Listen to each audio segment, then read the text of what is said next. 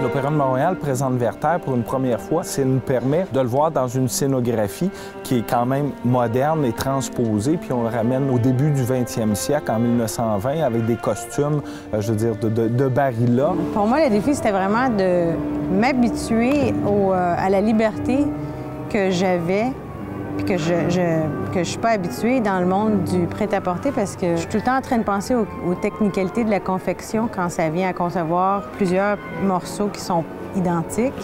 Il faut que ça aille vite, il faut que ça soit efficace, mais dans le costume, c'est pas pareil. Je veux dire, c'est un costume pour une personne, tout est possible parce qu'il travaille sur un costume.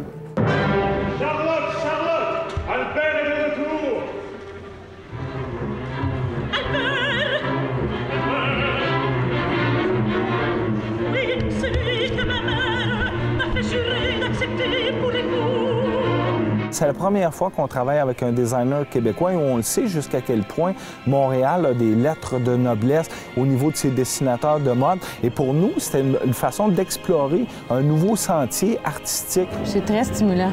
Surtout que tu fabriques des costumes pour des gens avec une personnalité, c'est des vraies personnes.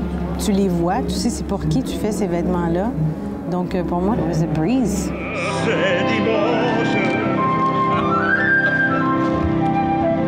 J'avais peur.